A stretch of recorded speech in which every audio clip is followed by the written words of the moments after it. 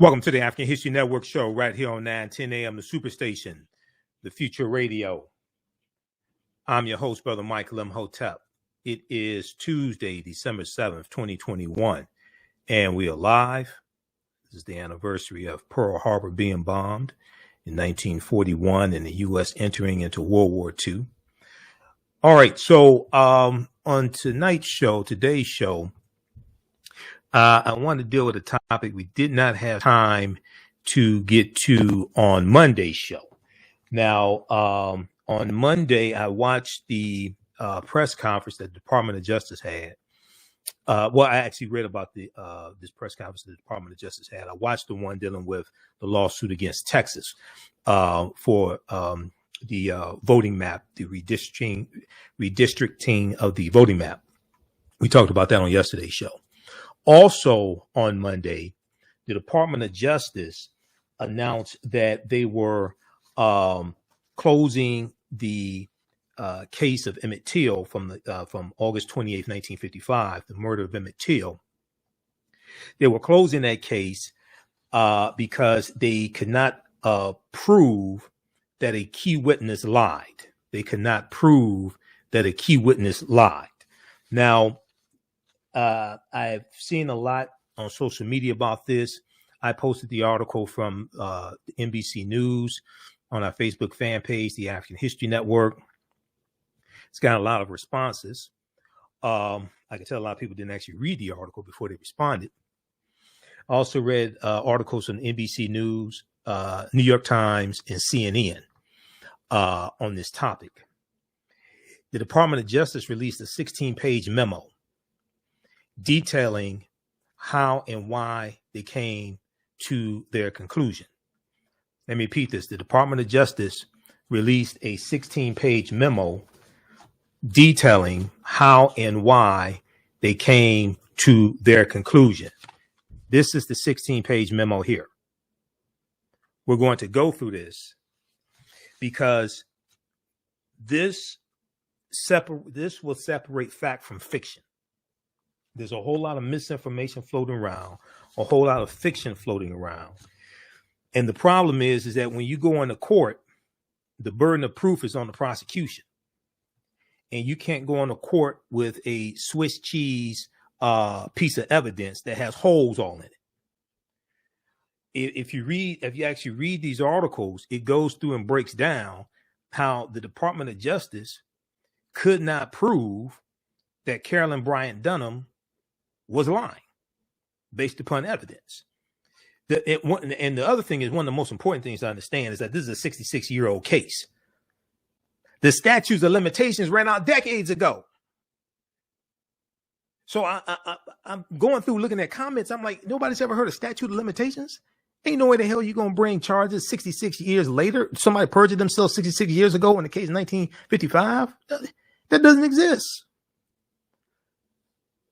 This is a 66-year-old case. Yeah, you want to get to the bottom and find out did somebody lie, etc. The statutes of limitations ran out decades ago. So we're going to go through and break this down step by step.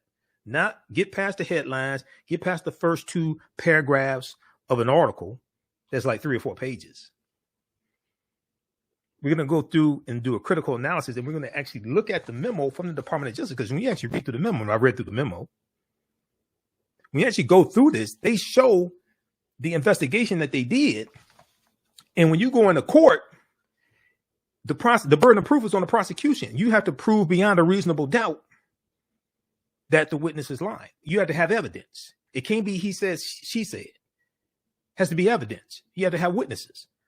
One of the problems is that the only surviving witness that was there with Emmett Till on the day he was at the store where Carolyn Bryant was, the only witness who's still alive was outside the store and was not inside to hear the exchange between Emmett Till and Carolyn Bryant Dunham. So he can't testify, or that person can't testify to undermine her testimony because they weren't inside to hear it.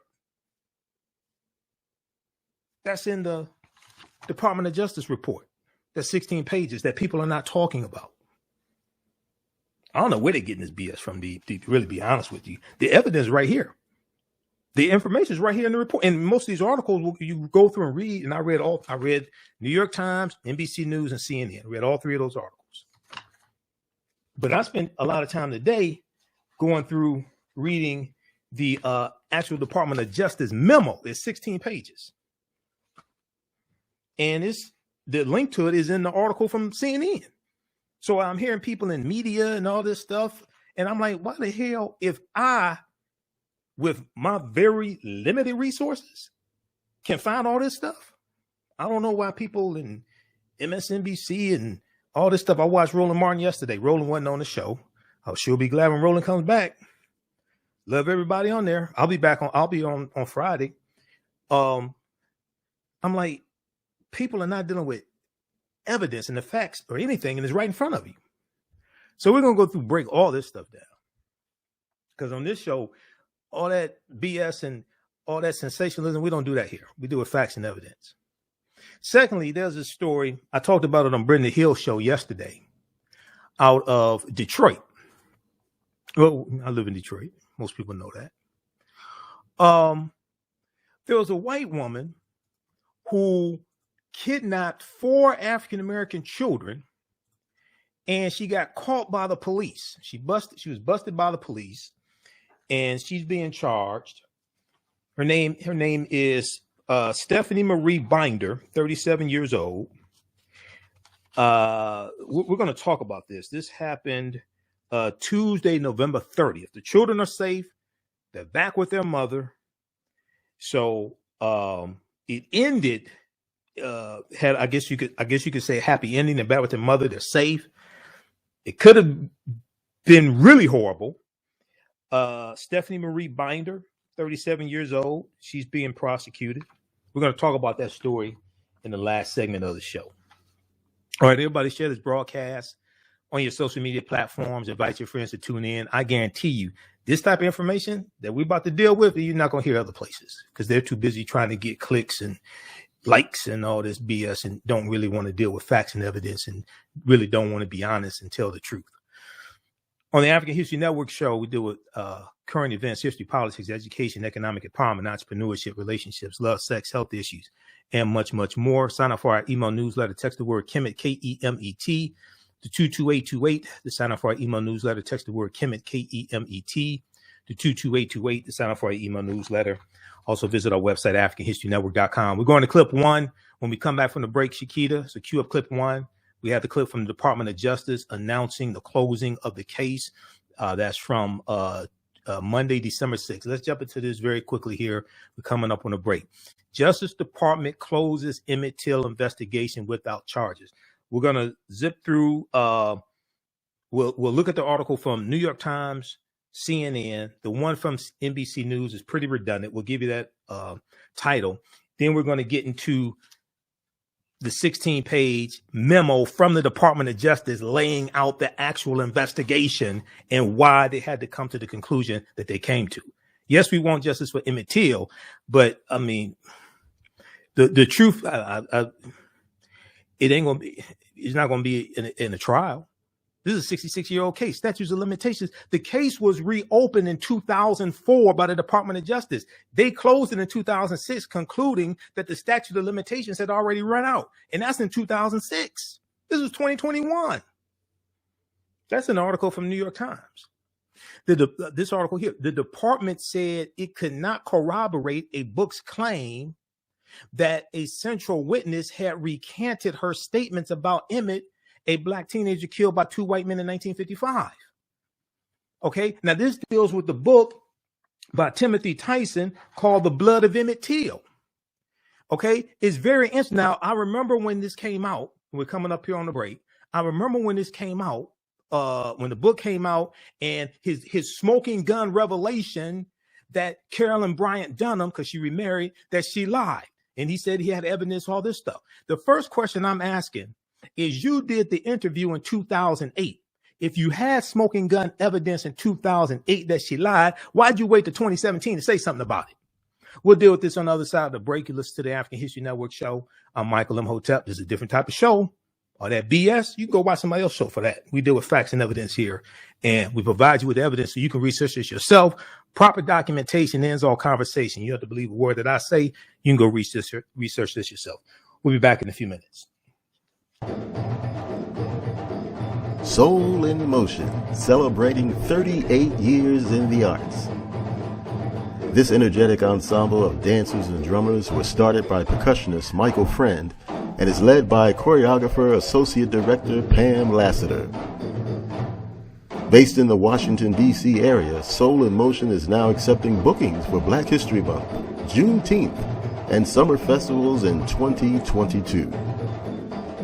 Soul in Motion is also available for more intimate events like naming ceremonies and weddings. To find out more or book your date, call 240-452-1349 or send an email to info@soulinmotion.org. Be sure to check us out on Facebook, Instagram, and YouTube. Soul in Motion, celebrating our history, our culture, our future. Soul in Motion. Theater, African dance, and drumming since 1984.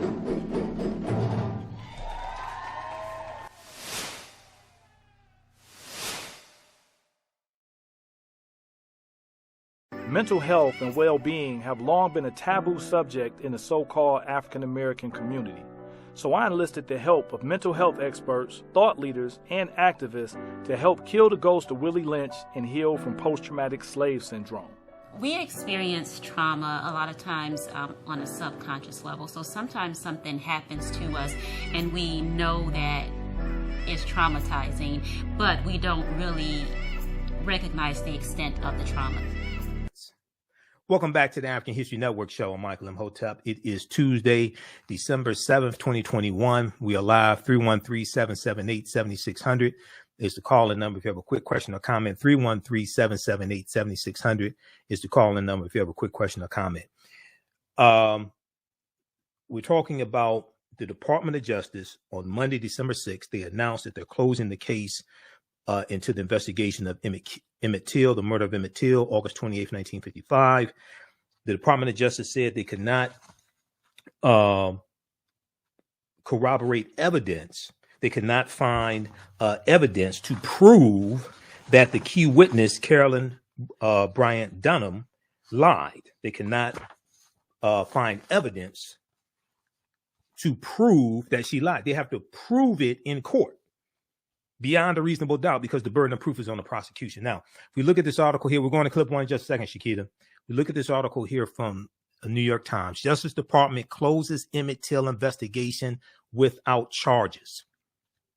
Okay, this is from December 6, 2021. It was updated December 7, 2021. Okay. The Justice Department announced on Monday that it has closed an investigation into the abduction and murder of Emmett Till, African-American teenager whose gruesome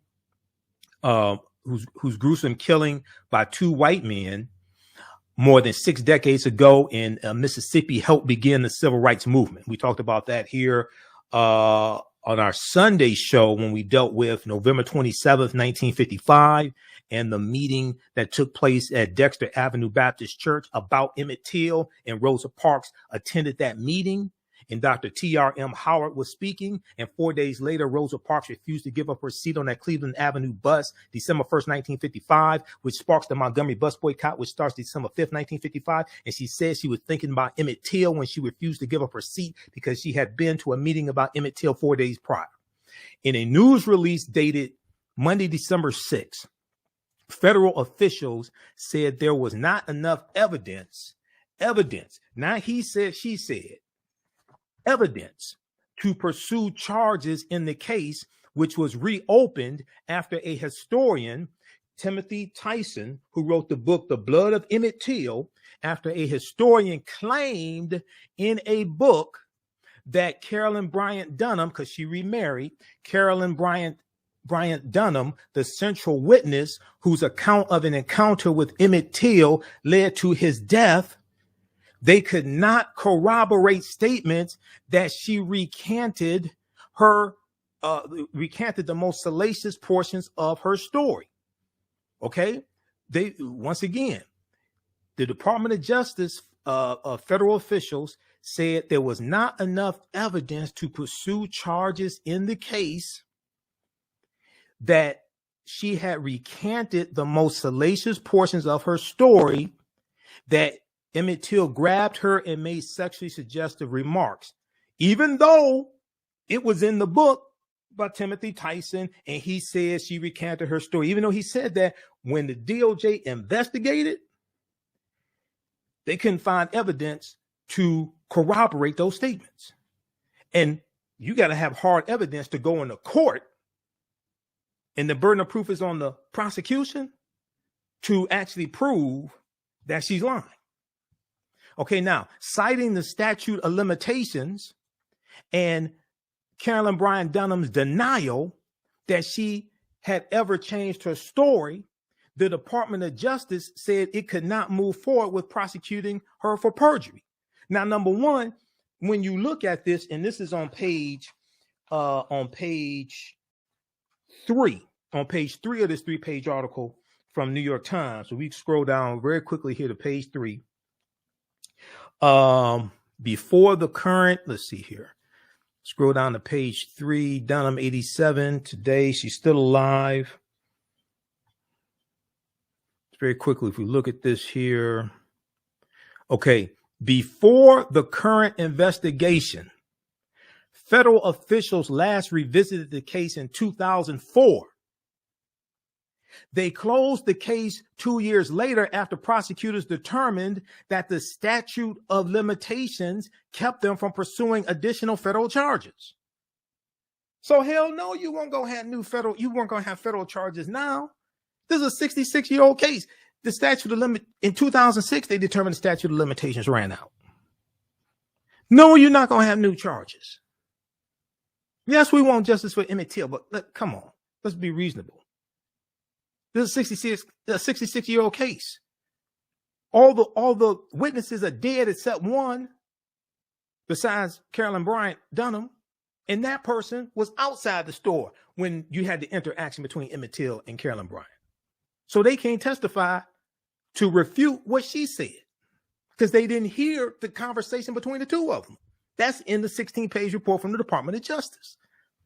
Okay, let's go back here.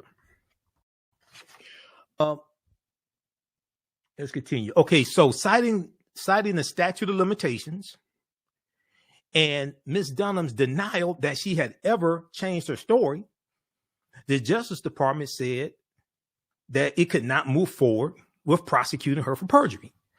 And the other thing that people got to remember is, like, if somebody goes to court, the Department of Justice is filing charges against them, criminal charges, that person is going into court with an attorney. That person is going into court with an attorney. You come with a Swiss cheese prosecution, they're going to tear, the defense attorney is going to tear your behind up.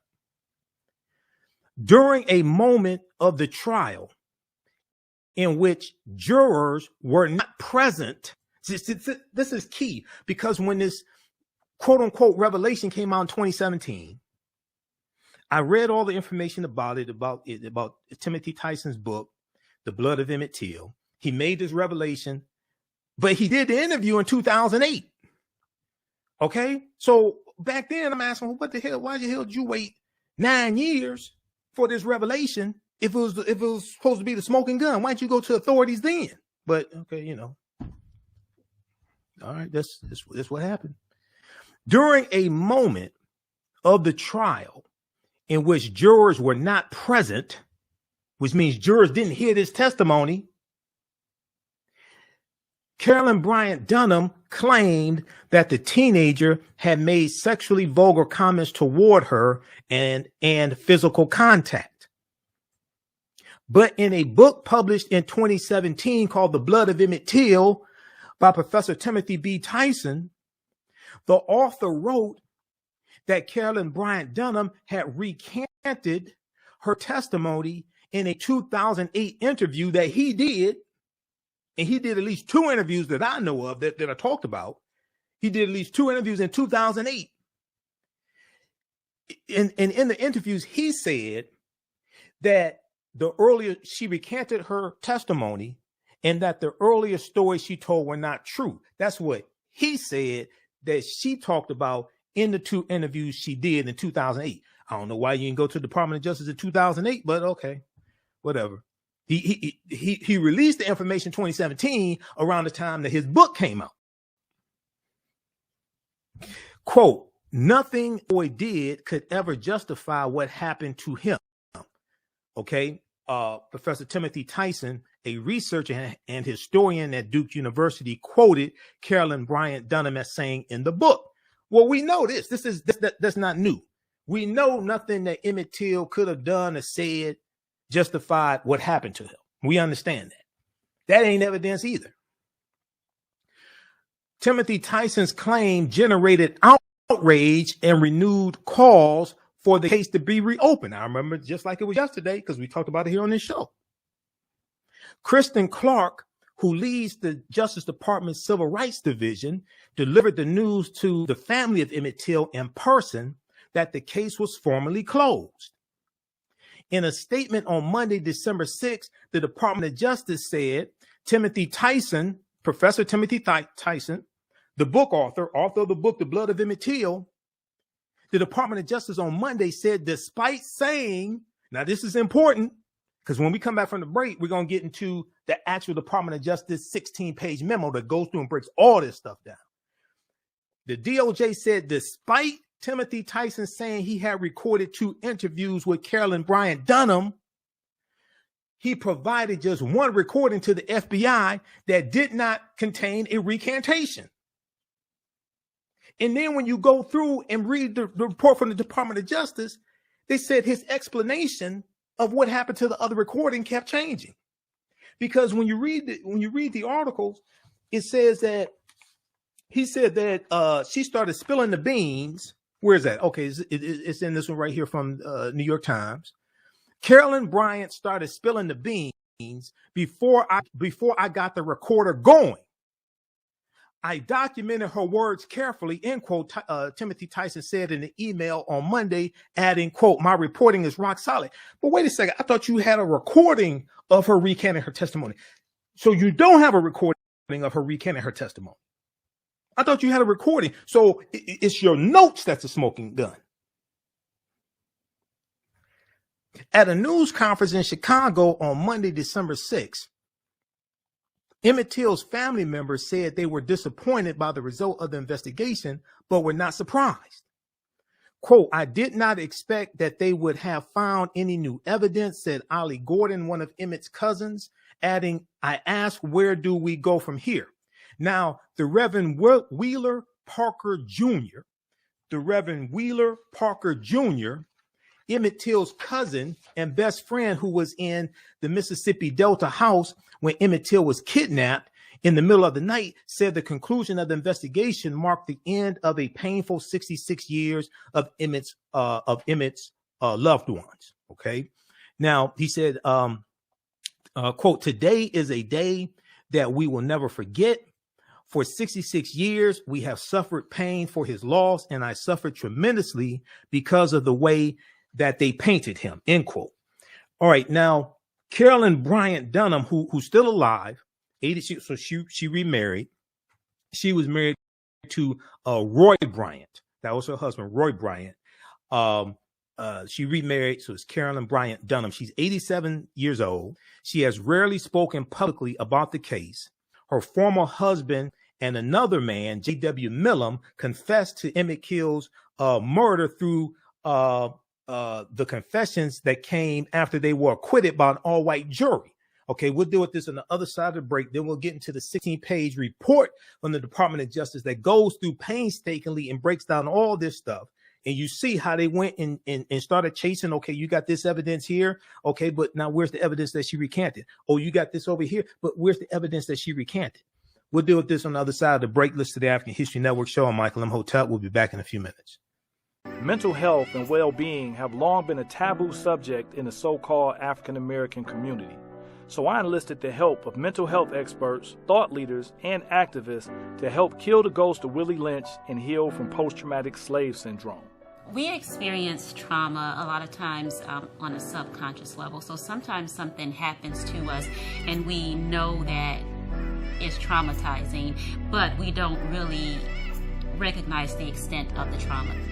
Hi, I'm Joel Wilson, President and CEO of JCW Computer Consulting, LLC, a technology implementation firm with over 20 years of satisfying customers. We offer a full spectrum of industry top-tier branded services.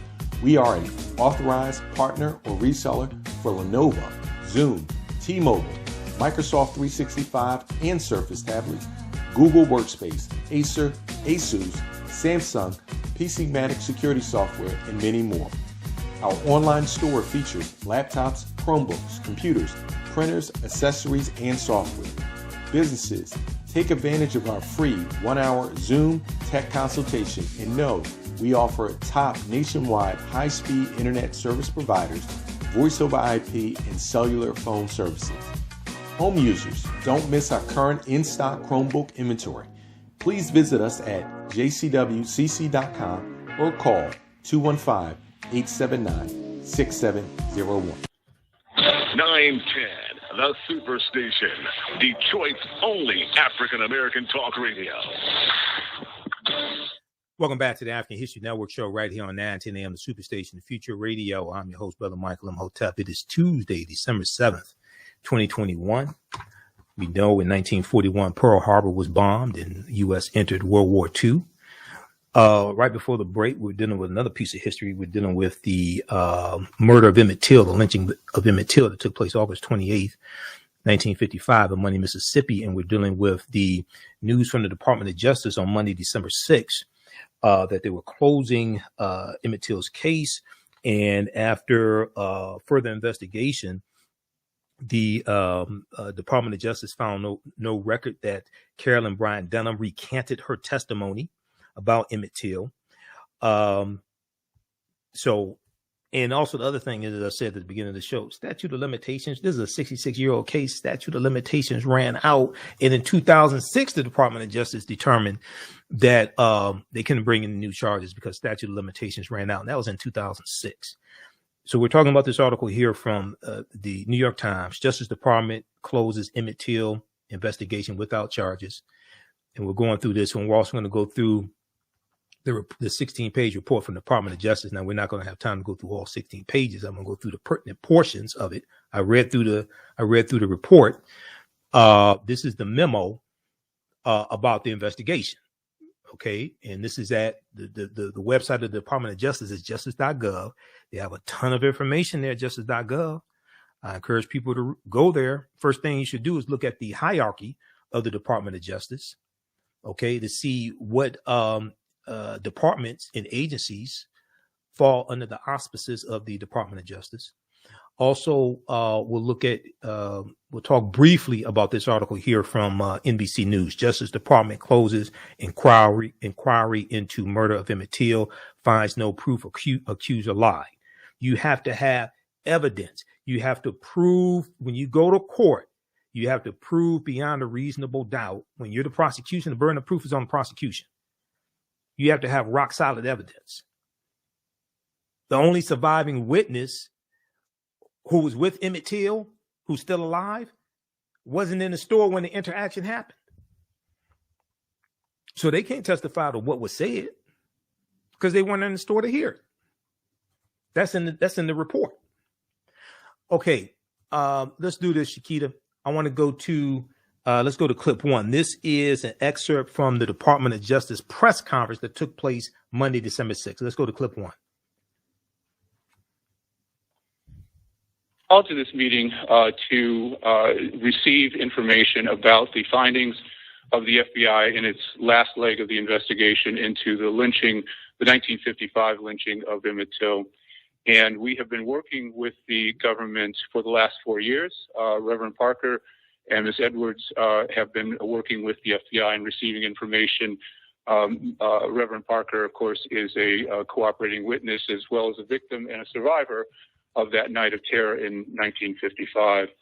We have finally received findings from the FBI related to the investigation that was launched with the publication of The Blood of Emmett Till by Timothy Tyson in February 2017, which, as you know, included what was reported to be a recantation by Carolyn Bryant, who accused Emmett Till of all kinds of atrocities that ultimately led to his lynching. Now, I'm just going to read one portion of this letter that was issued to Reverend Parker related to this investigation.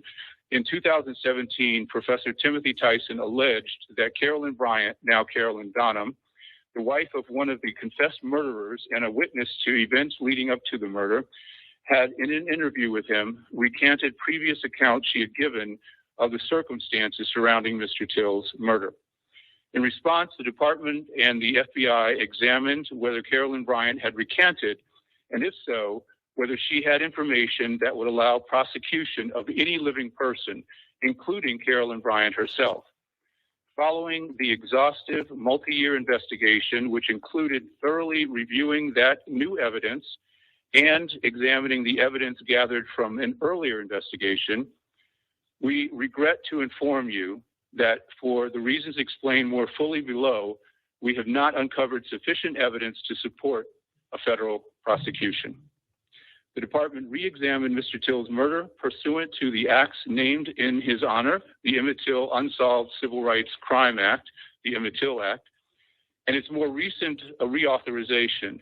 The current re-examination of Mr. Till's murder was conducted by FBI special agents, assistant U.S. attorneys, and the local Mississippi District Attorney's Office, and experienced cold case attorneys in the Civil Rights Division. So you can imagine that this was quite a blow to the family, and they'll talk more about that. We now know that the case is closed, formally closed. It was opened in 2007. It was never actually closed, even after the investigation then led to no indictments. So it was easy to reopen once this new evidence came to light.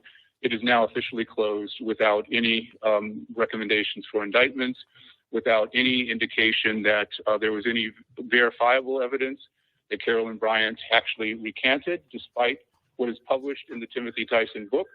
And there was no credible evidence that Timothy Tyson could provide that would have led to any further action in this case against Carolyn Bryant. Hi, everyone. Okay, pause it right there. All right. That's from ABC News.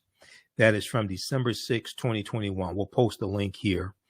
Name of that clip is, okay, that was clip number 1. Name of that clip, DOJ officially closes Emmett Till investigation. That's from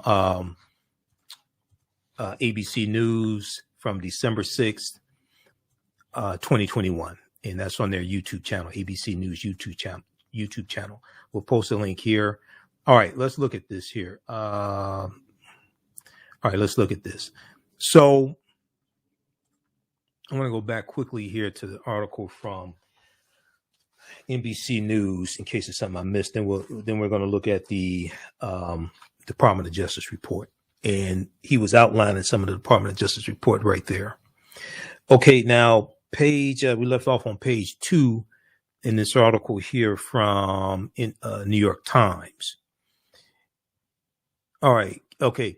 So Professor Timothy Tyson, and in the piece in the Department of Justice report, it talks about in early 2017, new information emerged suggesting that Carolyn Bryant, they have XXX for her name, but they're referring to Carolyn Bryant Donham, had recanted her claims. And it was based upon Timothy Tyson's book. And he alleged during a book promotion tour that Carolyn Bryant had, during an interview with him nearly a decade earlier, recanted the account that she had provided under oath in proceedings related to Emmett Till's the trial of the killing of Emmett Till. Roy Bryant and J.W. Millen were on trial. Once again, if you interviewed her in 2008 and she recanted her testimony, why the hell did you wait to 2017 to say something about it? 2017 is when your book came out, but why'd you wait to 2017 to say something about it? I'm still trying to figure that out. But okay, maybe it's just above my pay grade. So Carolyn Bryant started spilling the beans before I got the recorder going, before you could actually record her recanting her testimony. I documented her words carefully. Timothy Tyson said in an email on Monday, adding, my reporting is rock solid. Now, okay, so we talked about that. Let's see. Okay. Dunham. Okay, 1955, 14-year-old Emmett Till traveled from Chicago to the Mississippi Delta to visit relatives. One day in August, he walked into a store in Money, Mississippi, run by Carolyn Bryant Dunham and her husband, Roy Bryant, to buy candy. Accounts vary about what happened, but a witness said that Emmett Till whistled at Carolyn Bryant Dunham. Days later, Roy Bryant, her husband, and his half-brother, J.W. Millam, abducted, tortured, and shot Emmett Till. Then they tied a 70-pound cotton gin fan around his neck and tossed his body into the river. His corpse, broken, battered, and mutilated, was retrieved from the water on the last day of August.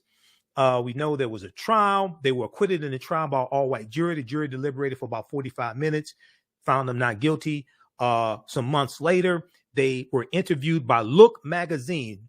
The two killers were interviewed by Look magazine a few months later. They were paid $4,000 for that interview, and they admitted to killing Emmett Till in that interview. If you watch the original Eyes on the Prize series that deals with 1955 to 1965, it opens with the murder of Emmett Till. Okay. And it goes through and it deals with the trial. The trial took place in a segregated courtroom. All right. White people on one side, African Americans on another side. Go watch Eyes on the Prize, where they deal with Emmett Till's murder. Okay. Mamie Till, Emmett's mother, insisted on an open coffin. We know there were photographs of this in Jet magazine. She said the whole nation had to bear witness to what is considered among the worst hate crimes of the 20th century. She said she wanted the world to see what they did to her baby. Now, let's see. Okay, Mississippi is never okay. Blah, blah. All right. Now, all right, we're coming up on another break. When we come back from the break, we're going to get into the Department of Justice memo that goes through, breaks all this stuff down. You already heard some of it in the clip that we played from the DOJ, and I already shared an excerpt of it with you, of the memo. We'll deal with this on the other side of the break. I'm Michael Imhotep. We'll be back in a few minutes. Soul in Motion, celebrating 38 years in the arts. This energetic ensemble of dancers and drummers was started by percussionist Michael Friend and is led by choreographer Associate Director Pam Lassiter. Based in the Washington, D.C. area, Soul in Motion is now accepting bookings for Black History Month, Juneteenth, and summer festivals in 2022. Soul in Motion is also available for more intimate events like naming ceremonies and weddings. To find out more or book your date, call 240-452-1349 or send an email to info@soulinmotion.org. Be sure to check us out on Facebook, Instagram, and YouTube. Soul in Motion, celebrating our history, our culture, our future. Soul in Motion. Theater, African dance, and drumming since 1984.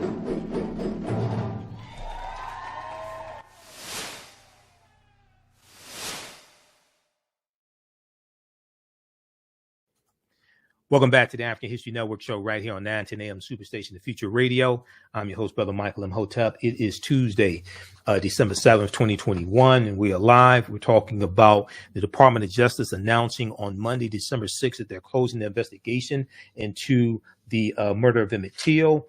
They opened it up based upon quote unquote new revelations in a 2017 book by Professor Timothy Tyson. The book is entitled The Blood of Emmett Till.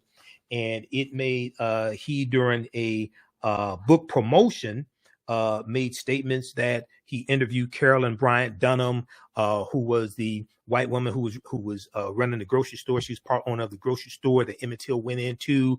And he said that she made statements recanting her testimony from the trial in 1955. She denied recanting her testimony. The Department of Justice concluded they can't find evidence that she recanted her testimony. I encourage everybody to read the 16-page memo from the Department of Justice, not headlines, not memes on social media, not comments on social media. I read a lot of that stuff. None of them said that the statute of limitations ran out years ago on this case, number one. Two, we played the clip of the excerpt from the press conference from the Department of Justice, and they get deep into this. So we're about to jump into this. Also, everybody, if you'd like this type of information, you can visit our website, AfricanHistoryNetwork.com, and register for the online courses I teach on Saturdays and Sundays. Saturdays is from the Civil War to the Civil Rights Movement and Black Power, 1865 to 1968. It's a 10-week online course, and we do the sessions live. All the sessions are archived and recorded. You can go back and watch it anytime. Sundays, Ancient Kemet, the Moors, and the Ma'afa, Understanding the Transatlantic Slave Trade, what they didn't teach you in school. That's Sundays, 12 noon to 2 p.m. Eastern Standard Time. Visit our website, AfricanHistoryNetwork.com. Normally, the classes are $130 each. We have a special bundle. You can register for both classes for only $70 right now at AfricanHistoryNetwork.com. Okay, so let's look at this here. I want to look, we want to go back and look at the, we're going to look at the Department of Justice report here. Now, the article from New York Times is one of the best ones. CNN had a really good one also. The one from NBC News was missing some details, some key details, but it was all right. You're going to get more extensive articles usually from Washington Post and New York Times than NBC News, just generally speaking.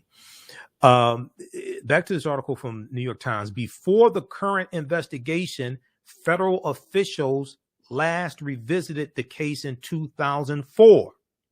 They closed the case 2 years later in 2006 after prosecutors determined that the statute of limitations kept them from pursuing additional federal charges.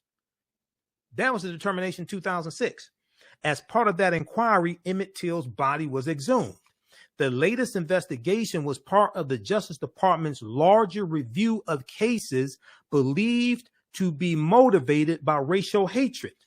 Over the past 15 years, the Department of Justice has led several successful investigations, including the prosecution of Edgar Ray Killen. Edgar Ray Killen died in prison after about 4 years ago. He was a former Ku Klux Klansman who arranged the murders of the 3 civil rights workers in Philadelphia, Mississippi, Goodman, Schwerner, and Cheney, who were killed June 21st, 1964 during Freedom Summer. That's also in Mississippi. Mississippi is also the state that had the most number of lynchings. Like from 1882 to 1868, they had about 581 lynchings out of 4,743 lynchings in the U.S. 581 were in Mississippi. Mississippi had the most number of lynchings in the country. So if we look at, so read this article here from New York Times. It's one of the best ones dealing with this that I've read. Let's look at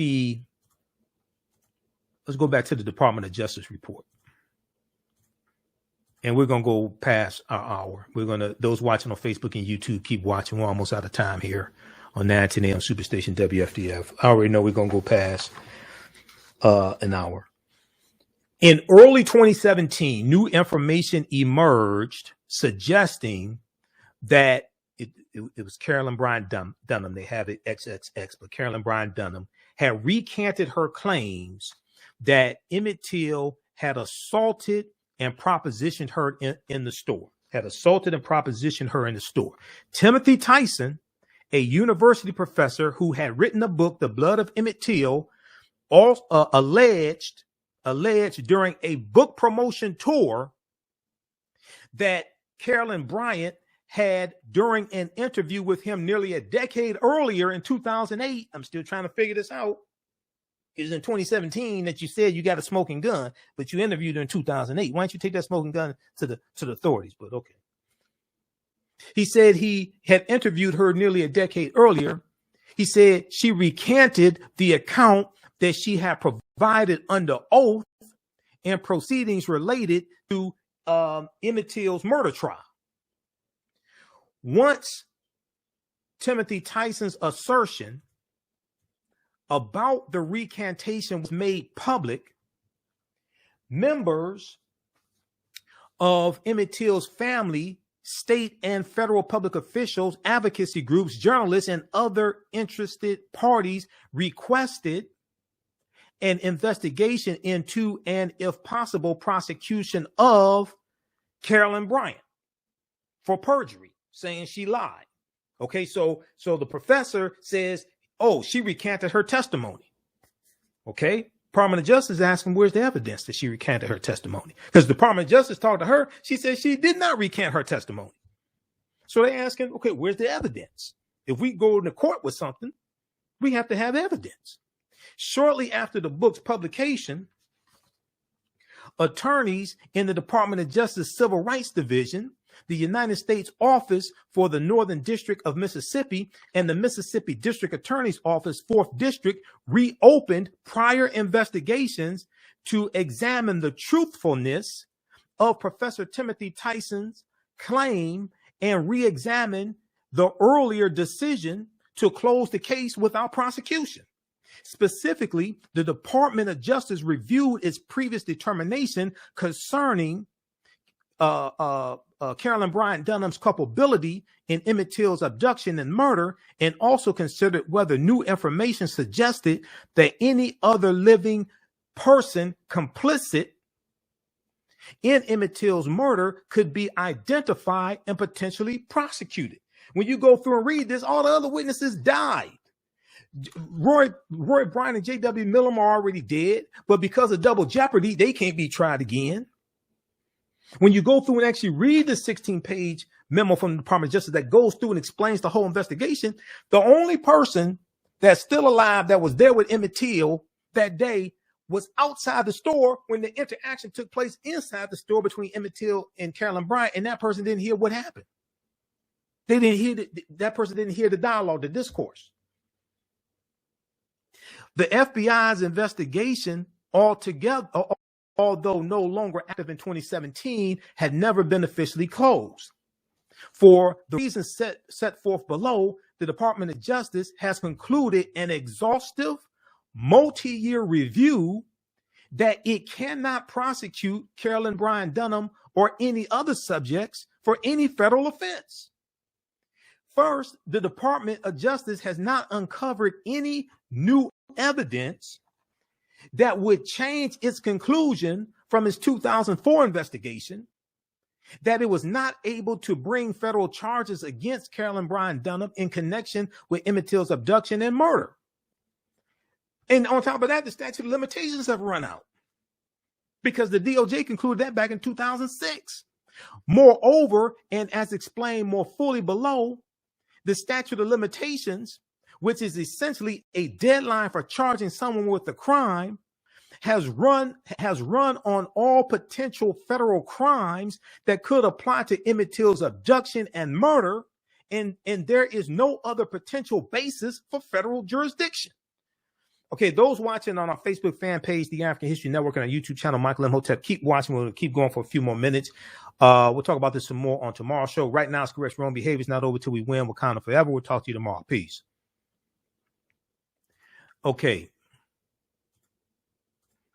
Now, once again, this is not he said, she said, Pebbles told Cookie what she thought she heard. This is not sensationalism, all this stuff. This is straight. I do research. This is straight from the Department of Justice memo that all the articles being written are citing this memo. This is the 16-page memo that the Department of Justice released yesterday about their investigation that they gave a press conference about on Monday, December 6th, that all the articles that are being written about them closing this case, they're citing portions of the investigation, and they're citing statements from the press conference that was given yesterday that's citing the investigation. Okay, so this is the 16-page memo. This is at the Department of Justice website, which is justice.gov. Justice.gov is the Department of Justice website. Okay, Monday, December 6, 2021, cases, Emmett Till, Civil Rights Division, notice to close file. Okay, Roy Bryant, deceased. J.W. Millam, deceased. Emmett Till, deceased. Roy Bryant and J.W. Millam were the killers of Emmett Till, and they admitted to it months after the trial ended, where they were acquitted. They were interviewed by Look magazine. They were paid $4,000 for their interview, and in the interview, they admitted to killing Emmett Till. Okay, now page 2. We're on page 2 here. I'm not going to have time to go through all 16 pages. You can read this yourself. Okay, ran out on statute of limitations. And there's no other potential basis for federal jurisdiction. Additionally, the department cannot prosecute Carolyn Bryant Denham for perjury, i.e. lying while under oath in relation to the 1955 state trial, or for previously making false statements to federal investigators. Well, why is that, Michael Imhotep? The statute of limitations has run for any charges, state or federal, for lying under oath, and for any charges that could be based on false statements that Carolyn Bryant Denham made to federal investigators during the 2004 investigation. Finally, the Department of Justice cannot charge Carolyn Bryant Denham for making false statements during the current investigation. Carolyn Bryant Denham was re-interviewed in 2017, at which time she denied having ever recanted her state court testimony. This is more he said, she said, because Timothy Tyson said she recanted her testimony. And now he said he interviewed her in 2008 and she recanted the testimony, but he didn't say anything about it in 2017 during a book tour promoting his book, The Blood of Emmett Till. Once again, my question, I don't have a law degree. I'm sorry, I graduated from public school, but the question I would ask, wait a second. If in 2017, you're talking about all this new evidence, the smoking gun that you have, and you got it in 2008, why the hell didn't you say something then and go to the authorities then? But that's just me with my public school education. That's just how I think. All right. I graduated from Wayne State University. I ain't graduated from Ivy League. So that's just how I think. But okay, I guess I'm wrong. Now, the Department of Justice thus considered whether it could charge her with making false statements in relation to the current investigation that they just closed. But to prosecute Carolyn Bryant Denham for making a false statement to federal investigators, the government would have to prove that she intentionally lied when she told FBI agents that she never recanted her prior statements. So you got to prove in court beyond a reasonable doubt based upon evidence. And they don't have any. You have to prove. You can't go in there where he said, she said. You have to prove in court beyond a reasonable doubt based upon evidence that she lied in the current investigation that they just closed. But to prosecute, let's back up. Let's look at this again. This is from the Department of Justice report. Most people that commenting on social media don't even know this shit exists. Okay, so I don't. It's free. I don't understand how people don't know this, but okay. Department thus considered whether it could charge her with making false statements in relation to the current investigation, because lying to the FBI during the investigation, lying to them, that's a federal offense. Okay. But to prosecute Carolyn Bryant Denham for making a false statement to federal investigators, the government would have to prove that she intentionally lied when she told FBI agents that she had never recanted her prior statements. This necessarily means that the government would have to prove beyond a reasonable doubt in court that when Carolyn Bryant Denham talked to Professor Timothy Tyson, who wrote the book, The Blood of Emmett Till, she did, in fact, recant her testimony from the state proceedings, meaning the trial in 1955. Okay? The federal investigators would have to prove that based upon evidence. As explained more fully below, the alleged recantation is not well documented, and Timothy Tyson's own account of the recantation cannot be independently corroborated. Because they go deep into this, because they kept saying, well, wait a second. They interviewed him a number of times, and what he was saying kept changing, and whether he had a recording of her recanting the testimony or all this stuff kept changing. You can't go into court with no Swiss cheese evidence with holes all in it. This would prevent the government from proving beyond a reasonable doubt that Carolyn Bryant Dunham recanted her testimony when she spoke with Professor Timothy Tyson over a decade ago. Consequently, that she lied to FBI agents when she denied having done so. You got to have evidence. You remember in Training Day with Denzel Washington? He was talking to the Ethan Hawke's character. He said, it's not what you think or what you believe, is what you can prove. It's what you can prove. It ain't what you believe. It's not what you think, is what you can prove, especially going to court, because the burden of proof is on the prosecution. Now, okay, let's see. I want to go to, for the sake of time, I want to go to Section D, Timothy Tyson's claim that she recanted her story, state trial, all this stuff. This is a 16-page memo from the Department of Justice that goes through and explains the entire investigation, what they did, and how and why they came to the conclusion they came to. Section D, page 4. Timothy Tyson's claim that Carolyn Bryant Dunham recanted her testimony. Okay, and I may have to reference the article here from CNN.com also. Or CNN has one of the best articles on this as well. Let me see. Let's pull up the article from CNN. You can read that as well.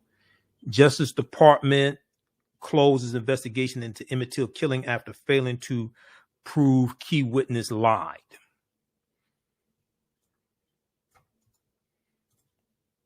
Now, this is the article here from CNN. Where is it? Up here.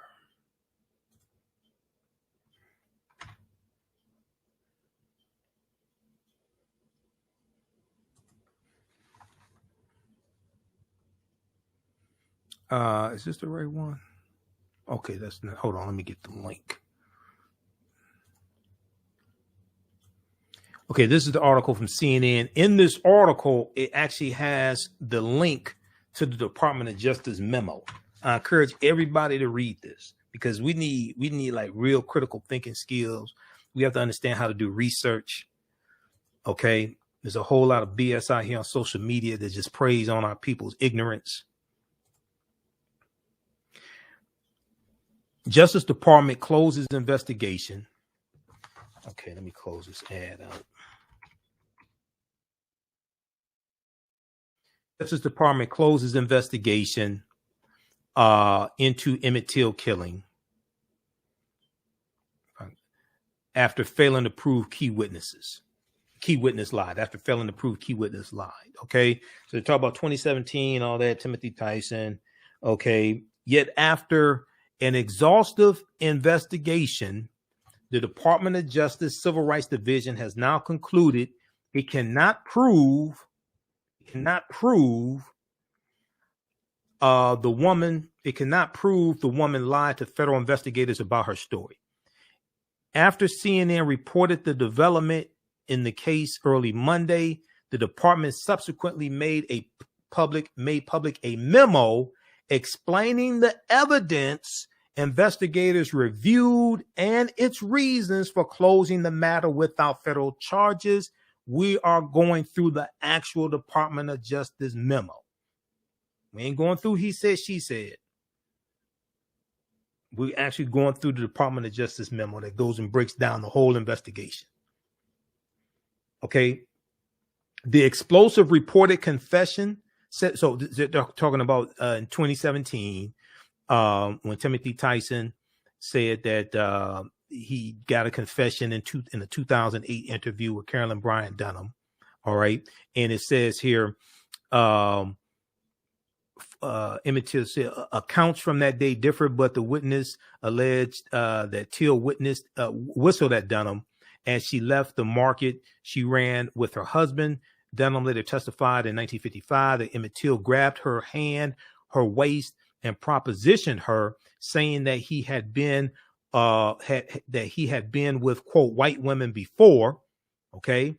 Yet when the trial testimony was raised with her years later in a 2008 interview, Timothy Tyson claimed Carolyn Bryant Dunham told him, quote, that part's not true, end quote.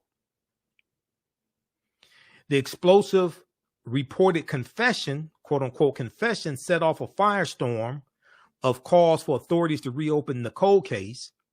The Justice Department had already re-examined the case once and concluded in 2007 that no one could be prosecuted at the federal level. It was actually 2006, could be prosecuted on the federal level based on the evidence available, and the statute of limitations had long run out.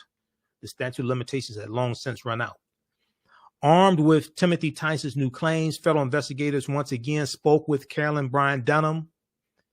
The goal, sources familiar with the investigation say, was to determine if Carolyn Bryant Dunham actually recanted her previous testimony in her interview with Professor Timothy Tyson, and if so, what other evidence she might be willing to provide that could shed light on her role in the killing or in identifying others who might be culpable,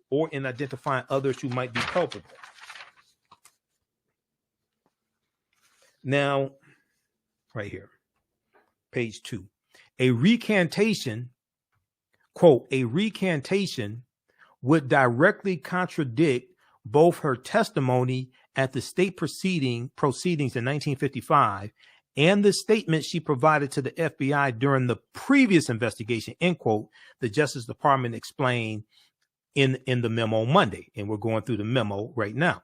This is the article for CNN, but we're going through the memo also from the Department of Justice. Yet when questioned directly,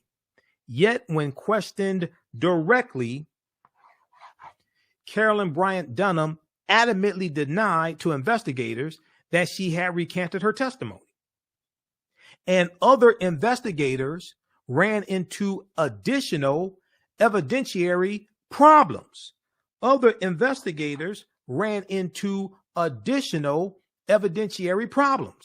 Because when you go to court, it's not what you believe, it's what you can prove.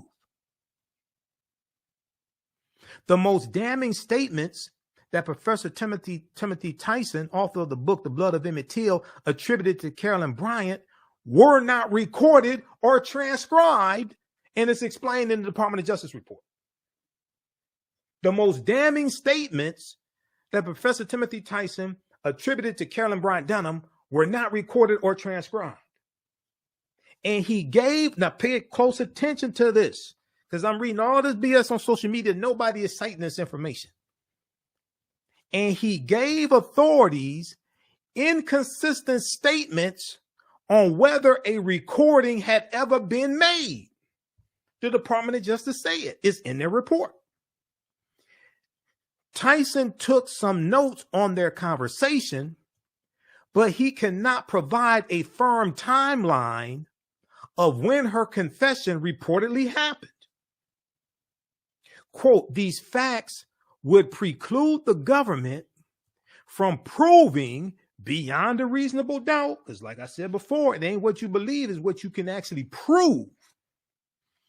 Quote, these facts would preclude the government from proving beyond a reasonable doubt that Carolyn Bryant Dunham recanted her previous testimony when speaking to Professor Timothy Tyson, and therefore that she lied to the FBI when she denied having done so, end quote. The department wrote on Monday, taking care to note that Department of Justice lawyers were not suggesting they necessarily credited her original story. They're not saying they credited her original story, but they're saying, wait a second, hold on. We don't have evidence that she lied. We don't have evidence. She is saying she did not recant her testimony. We don't have evidence that she recanted her testimony. Quote, there remains considerable doubt as to the credibility of Carolyn Bryant Dunham's original account of what happened inside the store, the Department of Justice memo went on to explain. That's in the memo also. However, there is no witness the government could now call to disprove her account. Because once again, when you go into court, you got to have evidence. There's no witness the government can now call to disprove her account. The burden of proof is on the prosecution. When reached for comment via email, Professor Timothy Tyson provided a lengthy statement standing by his story. Quote, my reporting is rock solid. He said in a statement to CNN, quote, Carolyn Bryant denies it and avoids talking about it like it was the plague. I am standing in the public square telling the truth as I see it based on solid evidence, end quote. Okay, but Department of Justice investigated, talked to you a number of times, and they can't find evidence that she recanted her story. And you can't go into court with that.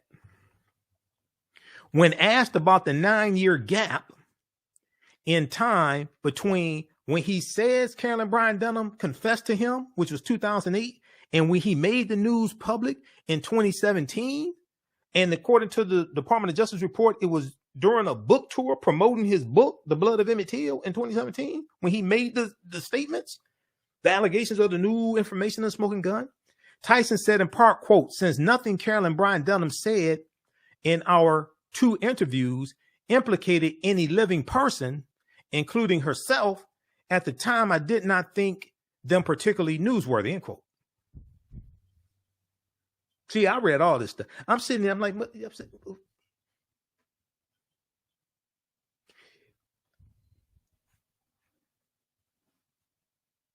so you got the smoking gun evidence, and you wait 9 years to say something till your book is out about the smoking gun evidence, about the case. Okay. All right. The professor further explained in a later statement to CNN that he provided the FBI with his notes and that he did try to interview Dunham to, quote, get her to say more about her conflicting stories, end quote, but was unable to speak to Dunham again. But you did the interviews in 2008. You're making statements in 2017 about evidence that you had in 2008. If the evidence was so rock solid, why didn't you go to authorities in 2008? Maybe some of the witnesses were still alive then. Read the rest of this. Okay. All right. Read the rest of this article here, CNN. They have an excellent article as well. This is one of the few that actually has the link to the Department of Justice memo. Let's go back to the memo. Because we deal with facts and evidence here. Proper documentation ends all conversation. We don't deal with all this sensationalism, all this BS floating around. I don't do that stuff. That's not how my teachers trained me.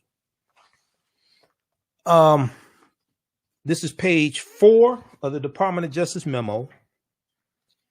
Section D, Timothy Tyson's claim that Carolyn Bryant Dunham recanted her testimony. No additional investigative steps were taken by the federal or state government in the next decade. Then, shortly before the publication of his book, The Blood of Emmett Till in 2017, Professor Timothy Tyson revealed to several media outlets that Carolyn Bryant had during an interview with him in 2008, recanted the account that she had provided under oath during a hearing at the trial for Emmett Till's murder, trial of Roy Bryant and J.W. Millam in 1955. Professor Timothy Tyson's account suggested that Carolyn Bryant Dunham lied in court and lied during the FBI's 2004 investigation. Now, if she lied during the FBI's 2004 investigation, lying to federal officials during an investigation is a crime, then that is not outside of the 2004 lying to federal officials in 2004. That's not outside of the statute of limitations. Okay? Lying on a witness stand in 1955, that's outside the statute of limitations. First year law student can tell you that. That ain't happening. Specifically, Professor Timothy Tyson stated that Carolyn Bryant Dunham admitted that her representation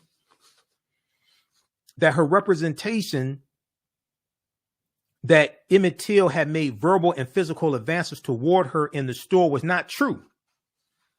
And which okay, I may have to go to the article from NBC News for that part.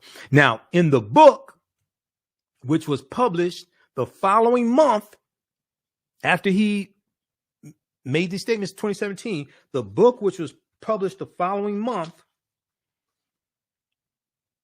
Timothy Tyson wrote that Carolyn Bryant said, let's pay attention to this. I'm going to blow this up right here. We're going to increase the size. I want everybody to see it. Even if your eyes, even if you're blind, I want you to be able to see this. Okay, that's C. Let's go to D. Right here. In the book, which was published the following month, Timothy Tyson wrote that Carolyn Bryant Dunham said, quote, "I have thought about everything Emmett Till, the killing and the trial, telling who did what to who, and then murmured, quote, they're all dead now anyway. They're all dead now anyway." End quote.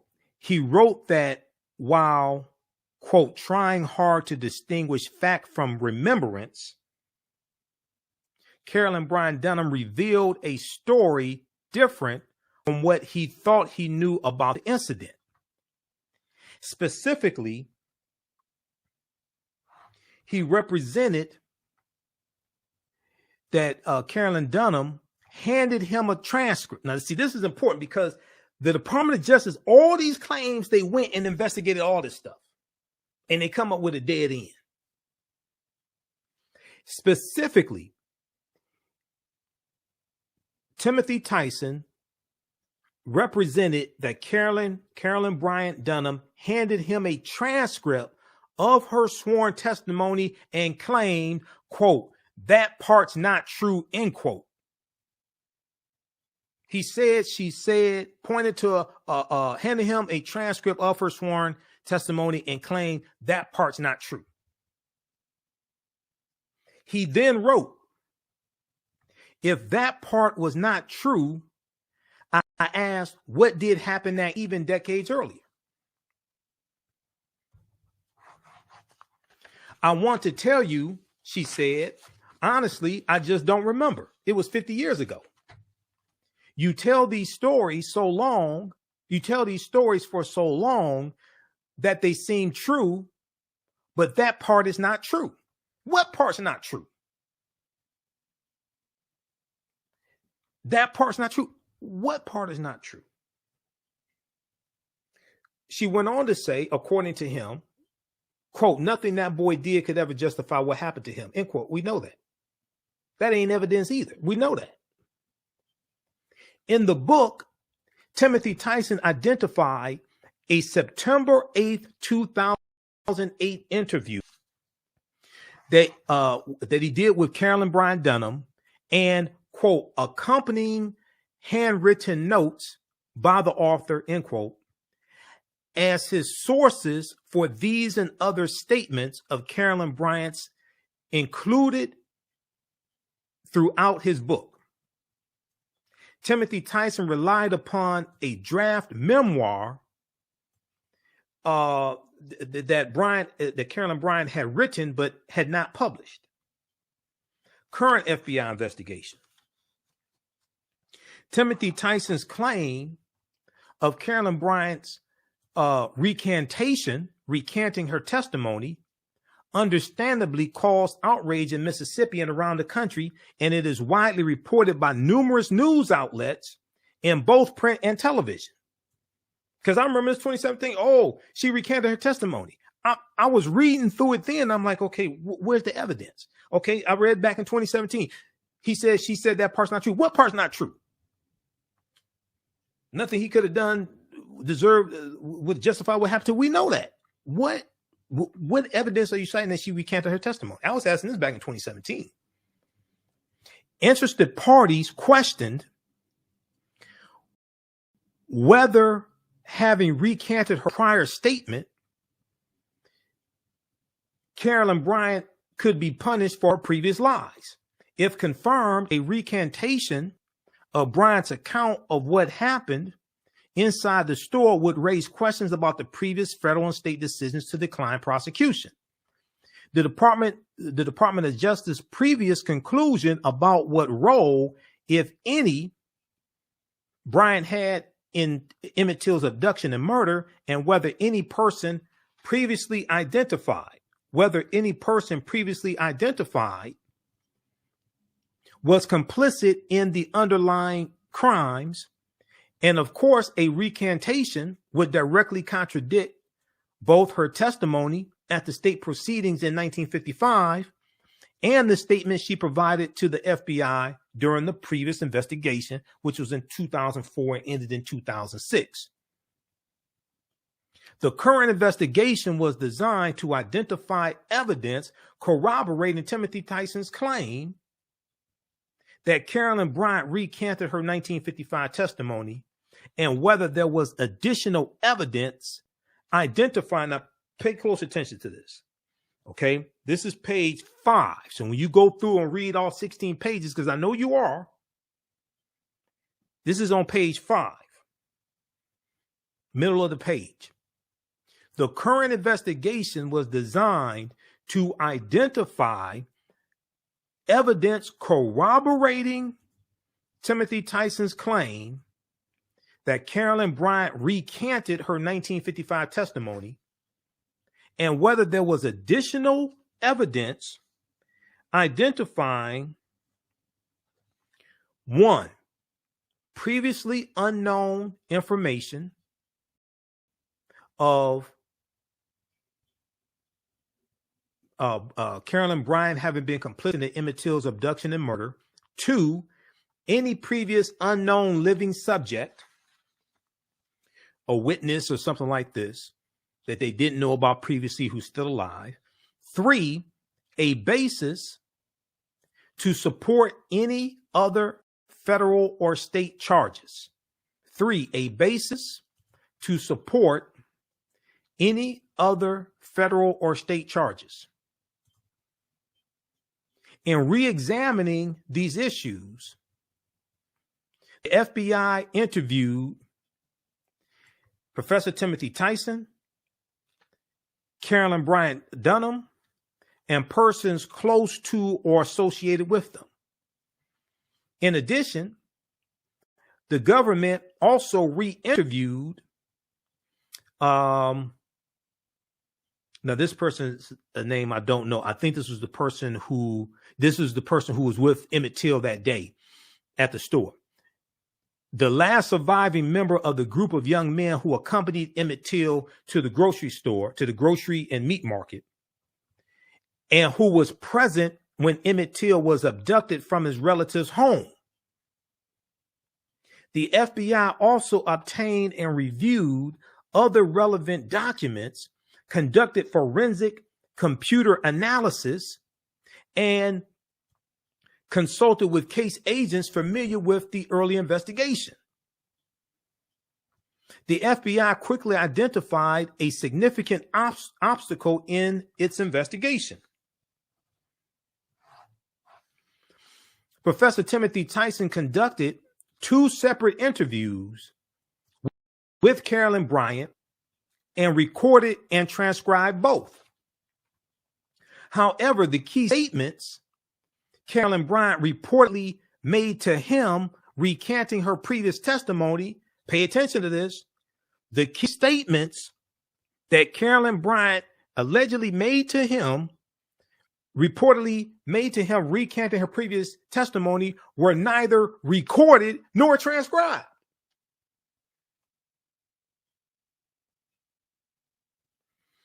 The key, now, once again,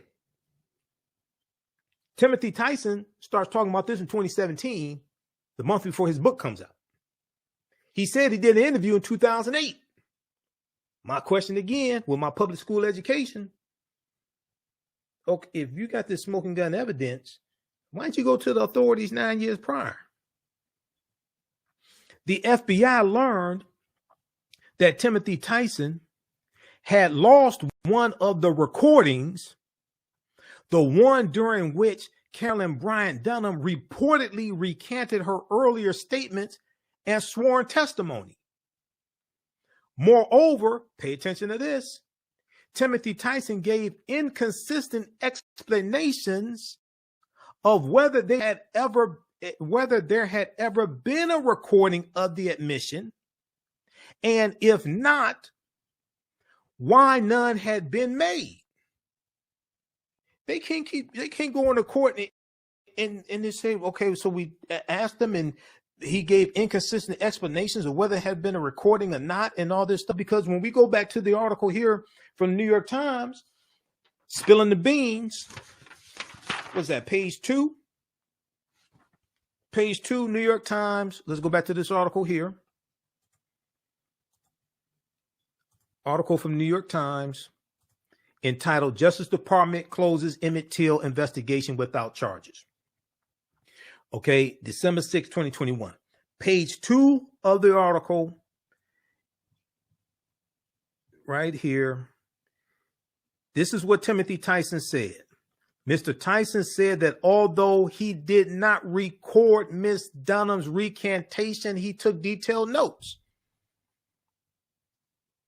So now you don't have a recording of the recantation.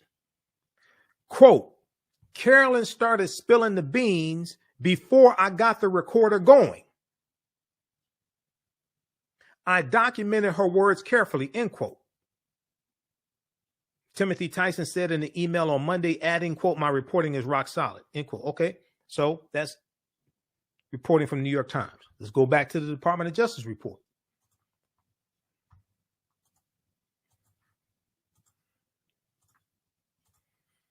Okay, page 5, the Department of Justice report under the section 4, current FBI investigation.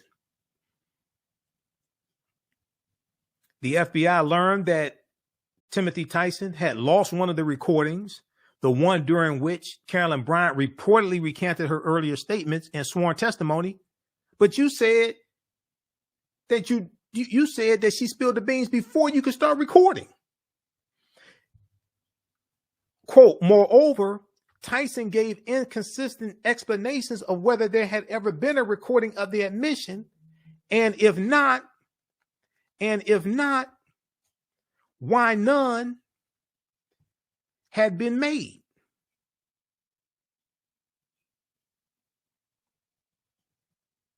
Tyson also gave differing accounts as to when Carolyn Bryant made the recantation. And Timothy Tyson told investigators that although Carolyn Bryant did not specifically identify any part of her testimony as untrue, he understood from the context of their conversation that she was referring to her allegation that Emmett Till had physically accosted her in the store and that his connection was recorded in his written notes. So you don't have a recording. You started recording after she spilled the beans. you don't have a recording, you're giving conflicting statements on when the interview actually happened, that she recanted her testimony, but you don't have evidence she really actually recanted her testimony. And they're going to go into court with that. Moreover, Timothy Tyson gave inconsistent explanations of whether there had ever been a recording of the admission, and if not, why none had been made. He also gave differing accounts as to when Carolyn Bryant made the recantation. And Timothy Tyson told investigators that although Carolyn Bryant did not specifically identify any part of her testimony as untrue, he understood from the context of their conversation that she was referring to her allegation that Emmett Till had physically accosted her in the store, and that this connection was recorded in his written notes. Tyson's notes, however, did not include such a connection. This is the investigation from the Department of Justice. Now you gonna go into court with this? You gonna go into court with this? You gonna go into court with this wishy-washy stuff? And she's saying she did not recant her testimony, and she's gonna have a defense attorney that's gonna tear your ass up. These facts would preclude the government from proving beyond a reasonable doubt that Carolyn Bryant recanted her previous testimony when speaking with Professor Timothy Tyson, and therefore that she lied to the FBI when she denied having done so. This is why they investigated this and said, dude, we can't find any corroborating evidence to prove that she's lying. There remains considerable doubt as to the credibility of Carolyn Bryant's original account of what happened inside the store. That's true. Particularly her assertion under oath that Emmett Till made lewd comments to her and physically accosted her. That's true. As her testimony is undercut by assertions made by, I'm not sure who this person is, and by other black youths who were with Emmett Till at the store on the day of the incident. However, this person's name, I'm not sure who this is. This is the only living person who was with Emmett Till at the store that day. But this person was outside the store. However, blank is the only one of these witnesses who is still alive, and he was not inside the store at the time Carolyn Bryant said the interaction occurred. He was not inside the store to actually hear what was going on. Thus, there is no witness the government could now call to disprove her account. Because when you go into court, it's not what you believe, it's what you can prove beyond a reasonable doubt. If you do prosecution, because the burden of proof is on the prosecution. Moreover, as explained more fully below, the statute of limitations has expired on any charges that could be brought relating to her original account of the events in the store. Okay, now you can go through and read the full 16 pages. They go through extensively, break down all this stuff. I don't have time to go through all of it here, but it's deep, because when you go through and read this, right, then you start understanding how to conduct investigations. You start understanding questions to ask. I've been doing radio 11 years. Okay. I've seen different reports from the DOJ, different investigations. Okay. So when I hear certain things, I know to start asking certain questions. Back in 2017, I had questions. I was reading the different articles about the accounts from Timothy Tyson. So I'm just like, okay, so you said, she said that part's not true. Okay, what part's not true? You said she recanted her testimony. Where's the evidence that she recanted her testimony?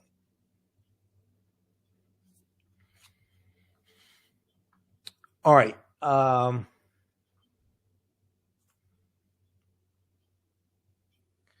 So you can also read this article here from NBC News. It's not as detailed as the other two. Justice Department sues Texas over GOP drawn voting rights. Oh, no, not that one. We talked about that yesterday. Where's the one from? You can read that one also. We talked about that yesterday on yesterday's show. This one right here. Justice Department closes inquiry into murder of Emmett Till, finds no proof, accused alive. Read that. Share that with your friends. All these people circulating all this nonsense on social media.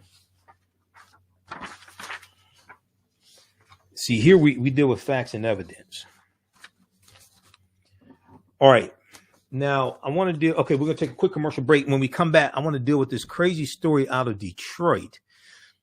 This white woman kidnapped 4 African-American children in a white van, and she got busted doing so. The children are now back safe with their mother. Crazy story out of Detroit. We'll go to this in just a minute. Listen to the African History Network show. I'm Michael Imhotep, and we'll be back in a couple of minutes. Black on Purpose Television Network. Yes, Black on Purpose Television Network. All black, all positive, all the time. The largest black-owned streaming television network in the world. Bringing our people together worldwide. Controlling our messages, our stories, our way. Black TV the way it should be. Black music, Black history, and more. 30+ channels, thousands of shows. Black on Purpose Television Network. Subscribe now. Marie Binder. This is the article from Fox 2 News here in Detroit. Okay, you should be able to hear me. Hold on.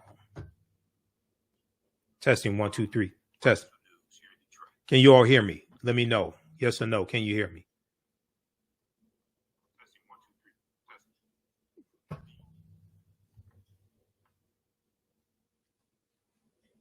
Let me refresh the screen. Hold on.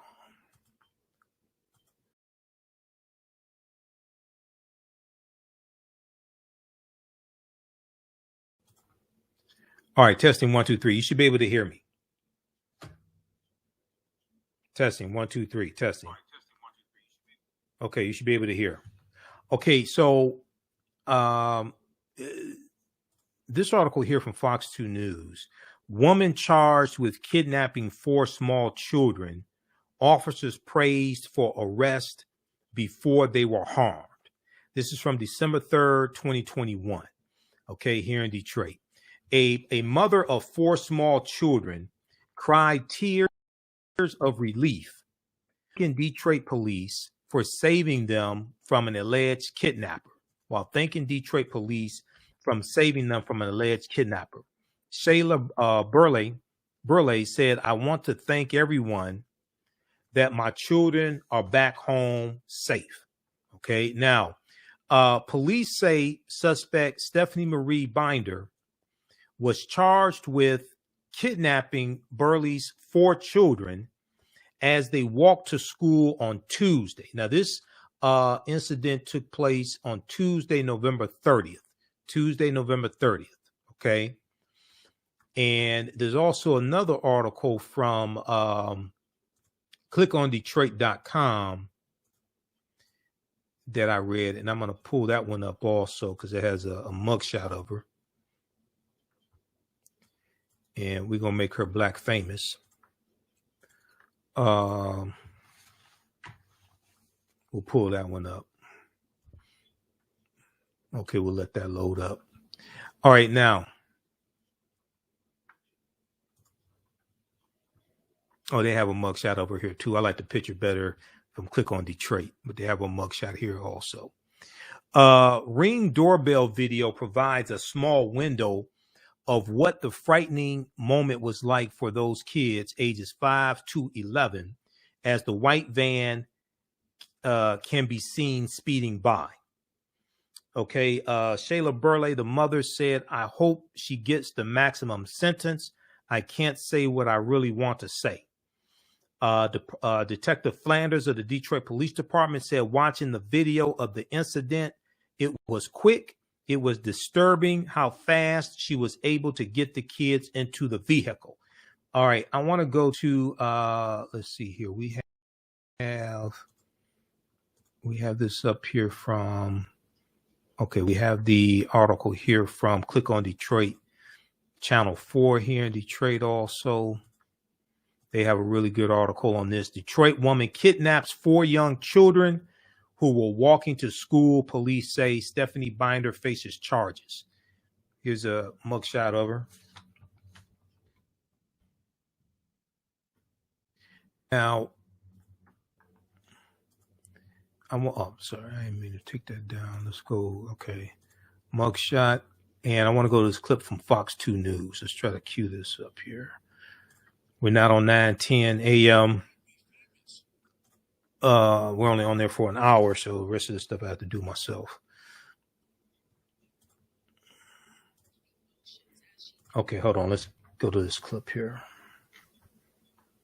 Thanks Detroit police. As she thanks Detroit police for saving her children from danger. I just thank everyone that's involved that my children are back home safe. Back home where they belong, after police say this woman, Stephanie Marie Binder, was charged with kidnapping Burleigh's 4 children as they walked to school on Tuesday. The Ring doorbell video provides a small window of what that frightening moment was like for those kids, ages 5 to 11. I hope she get the maximum time, period, and can't say what I really want to say. Watching the video of the incident, it was quick. You know, it's disturbing how fast it was, how fast she was able to get the kids into the vehicle. But as Binder was allegedly doing the unthinkable, she ran a red light, and that caught the attention of 2 Detroit police officers who noticed something wasn't right with the driver's body language. So instead of just writing a ticket, they began asking questions. Are these your children?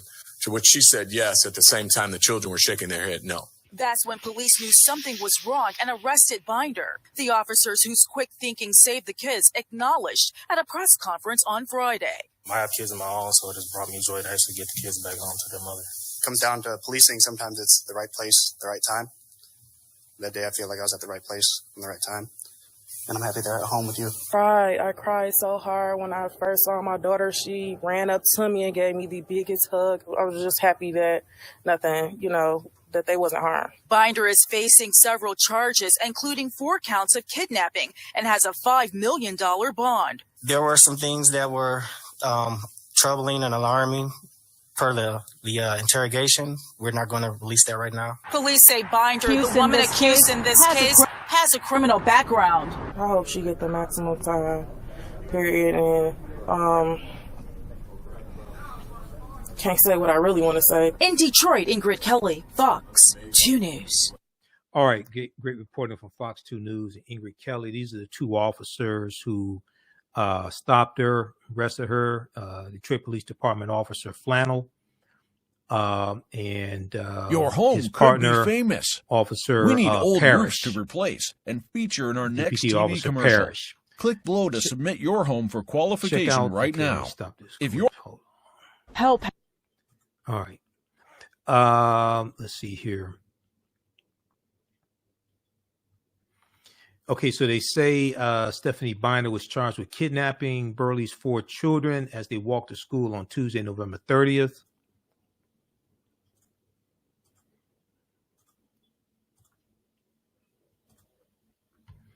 And okay, Ring doorbell. Okay, Binder ran a red light.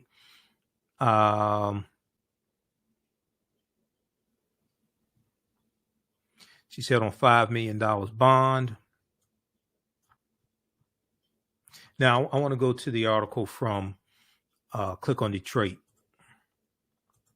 They have some more details on this. Channel 4, Click on Detroit.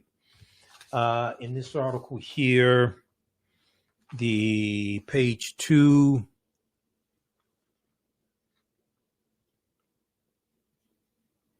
Police say Binder was driving a stolen van when she kidnapped all 4 children as they were walking to school on Tuesday, November 30th, 2021. She is not related to the children, officials said.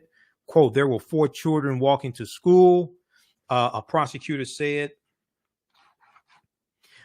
Ms. Binder approached in a stolen van that she admittedly stole and lured the children into the van and drove away with the children, telling them she was taking them to school. Quote, the youngest child got into the van, at which time the oldest child, who was 11, tried to grab his brother back, but Ms. Binder got out of the car and pushed them toward her van, telling them to get in, end quote. Stephanie Binder admitted that she had never met the children before and had no authority to pick them up, prosecutors said. Binder is charged with 4 counts of kidnapping, child enticement, 4 counts of unlawful imprisonment, 1 count of unlawfully driving away, 1 count of unlawfully driving away of an automobile, and 1 count of receiving and concealing a stolen motor vehicle.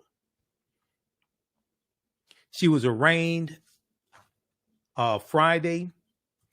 That would have been Friday, December 3rd, 2021, in 36th District Court here in Detroit, and she's being held on a $5 million bond. She's not allowed to have contact with the victims and must wear a GPS tether and remain on house arrest if released. If released, she's not allowed to have contact with the victims and must wear a GPS tether. A not guilty plea was entered on her behalf. A probable cause conference is scheduled for December 14th, and a preliminary examination is scheduled for December 21st.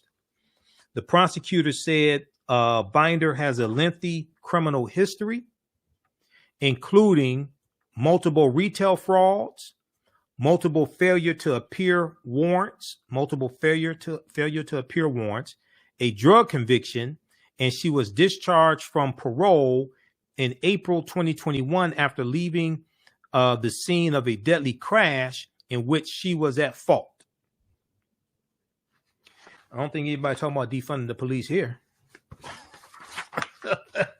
We need more police like those 2 catching these criminals. I don't think anybody talking about defunding the police now. All right. So read this article here. Detroit woman kidnaps 4 young children who were walking to school, police say. This is from clickondetroit.com, which is channel 4 WDIV here in Detroit. All right. No, she's not on home arrest.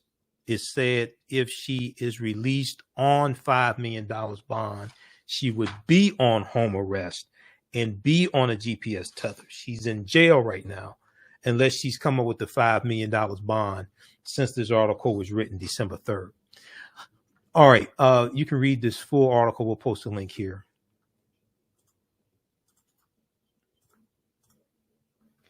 Okay. If you like this type of information, also, you can support the African History Network. $ the AHN show through Cash App. $ the AHN show through Cash App. Also through PayPal. PayPal.me/the AHN show. This is our official Cash App account. $ the AHN show. SHOW. When you go to it, it says Michael and shows my picture there. These other ones here are fake African History Network Cash App accounts. I did not set those up. That is not us. So we'll post a link here also, and we have the information at our website, AfricanHistoryNetwork.com. Be sure to register if you like this, the type of history we provide here. You can register for the online courses that I teach on Saturdays and Sundays. I teach 2 classes. On Saturday, it is from the Civil War to the Civil Rights Movement and Black Power, 1865 to 1968. Now, these are 10-week online courses. Sometimes we do 11 or 12 weeks, depending upon the pace of how everything's going. We do the sessions live. All of the sessions are archived and recorded. All of the sessions are archived and recorded. You don't have to worry about missing class or anything like that. When you log in, the class will be there. You can watch it when you get ready to watch it at your own pace. even after the 10-week online course is over with, you can still go back and watch the entire course. 2 years from now, you can go back and watch the entire course if you want to. It's still there for you. So we do this on Saturdays, 12 noon to 2 p.m. Eastern Standard Time. From the Civil War to the Civil Rights Movement and Black Power, 1865 to 1968. And we deal with some history leading up to the U.S. Civil War, starting with the Louisiana Purchase of 1803. And then we deal with the Civil War, 1861, 1865. We deal with Reconstruction, 1865 to 1877. Jim Crow era, Great Migration, World War I, World War II. We know December 7th, 1941, today's the anniversary of Pearl Harbor being bombed in 1941 and the U.S. entering into the Civil War. Okay, so, and then we deal with the Great Migration, civil rights movement, Black Power movement. Okay, so we deal with all that in that class. I do a PowerPoint presentation. We have book references, articles, video clips, everything. You can also use this with your children. I would say the content is PG-13. I don't do a lot of cursing. It's not crazy, anything like that. It's very engaging. So we have a special bundle pack where you can, normally these courses are $130 each. We have a special bundle pack where you can register for both of the online courses that I teach. You can register for them for only $70. Click right here for register here. It takes you to the next page. Click on enroll. Okay. Click on register here. Takes you to the next page. And then, just click on right here. Click on buy now. Okay. As soon as you register, you can start watching the content. Now, the second class that I teach this one on Sundays, Ancient Kemet, the Moors, and the Ma'afa, Understanding the Transatlantic Slave Trade, what they didn't teach you in school. We do this Sundays, 12 noon to 2 p.m. Eastern Standard Time. We deal with thousands of years of history, what leads to this transatlantic slave trade taking place. We deal with Ancient Kemet, Ancient Africa, Nile Valley region of Africa. We deal with Ghana, Songhai, Mali, the 800-year occupation of Europe by the Africans known as the Moors. We deal with all this history. We go through and deal with history chronologically. All right. So this one here as well, as soon as you register, you can start watching the content. You watch the class we just did this past weekend. This class is regularly $130. Is on sale right now, $60, or you can register for both of them in the bundle pack for only $70. Okay, so that's at AfricanHistoryNetwork.com, and we just posted the link here as well. Okay, African American business owners also post the name of your business here on the thread of the broadcast. We'll let you know how you can advertise with the African History Network. And you can email us at AHNshow@AfricanHistoryNetwork.com for more information. AHNshow@AfricanHistoryNetwork.com for more information about advertising with the African History Network. We take your 30-second and 60-second commercial. We put into the rebroadcast of these shows when we rebroadcast on my social media platforms. But they're also in the audio podcast of the shows as well. We're on 10 different audio podcast platforms: iTunes, Castbox, FM Player, Stitcher, iHeartRadio. Just search for the African History Network show. All right. And if you don't have a commercial, we can create one for you, no additional charge. Current promotions: buy 1 month, get 2 months free. Buy 1 month, get 2 months free. We have 2 or 3 more slots left. So you can email us. We can get you up and running. All right. We have to get out of here. Remember, we focus on educating, empowering, and inspiring people of African descent throughout the diaspora and around the world. Because right now it's correct wrong behavior. It's not over till we win. Wakanda forever. And we'll talk to you tomorrow. Peace. And Friday, I'll be on Roland Martin Unfiltered. Soul in Motion, celebrating 38 years in the arts. This energetic ensemble of dancers and drummers was started by percussionist Michael Friend and is led by choreographer Associate Director Pam Lassiter. Based in the Washington, D.C. area, Soul in Motion is now accepting bookings for Black History Month, Juneteenth, and summer festivals in 2022. Soul in Motion is also available for more intimate events like naming ceremonies and weddings. To find out more or to book your date, call 240-452-1349 or send an email to info@soulinmotion.org. Be sure to check us out on Facebook, Instagram, and YouTube. Soul in Motion, celebrating our history, our culture, our future. Soul in Motion. Theater, African dance, and drumming since 1984.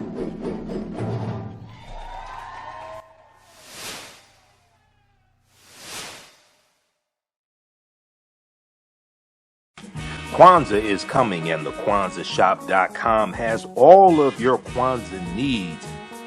Order your Kwanzaa set today, which includes a kinara, candles, a mat, a cup, the African American flag, and a basket. Visit the KwanzaaShop.com, TheAHNShow.com.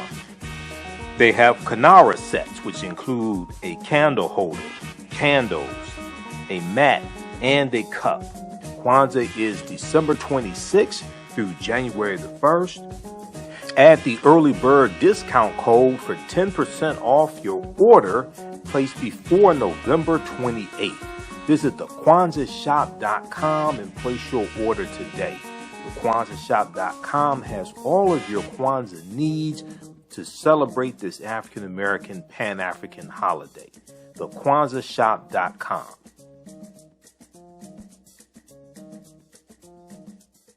Black on Purpose Television Network. Yes, Black on Purpose Television Network. All black, all positive, all the time. The largest black-owned streaming television network in the world. Bringing our people together worldwide. Controlling our messages, our stories, our way. Black TV the way it should be. Black music, Black history, and more. 30 plus channels, thousands of shows. Black on Purpose Television Network.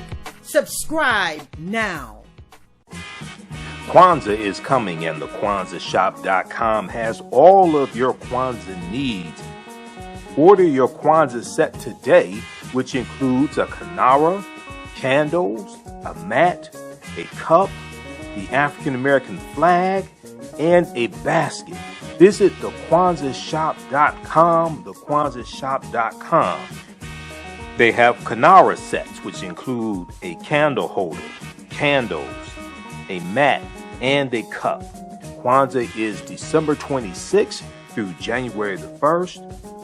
Add the early bird discount code for 10% off your order placed before November 28th. Visit the KwanzaaShop.com and place your order today.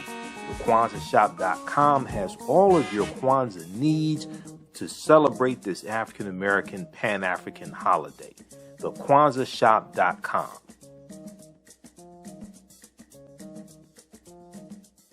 Mental health and well-being have long been a taboo subject in the so-called African American community. So I enlisted the help of mental health experts, thought leaders, and activists to help kill the ghost of Willie Lynch and heal from post-traumatic slave syndrome. We experience trauma a lot of times on a subconscious level. So sometimes something happens to us and we know that it's traumatizing, but we don't really recognize the extent of the trauma. Hi, I'm Joel Wilson, President and CEO of JCW Computer Consulting, LLC, a technology implementation firm with over 20 years of satisfying customers. We offer a full spectrum of industry top-tier branded services. We are an authorized partner or reseller for Lenovo, Zoom, T-Mobile, Microsoft 365 and Surface tablets, Google Workspace, Acer, Asus, Samsung, PCmatic security software, and many more. Our online store features laptops, Chromebooks, computers, printers, accessories, and software.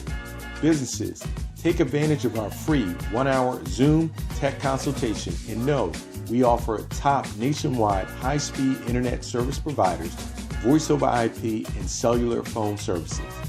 Home users, don't miss our current in-stock Chromebook inventory. Please visit us at jcwcc.com or call 215-879-6701.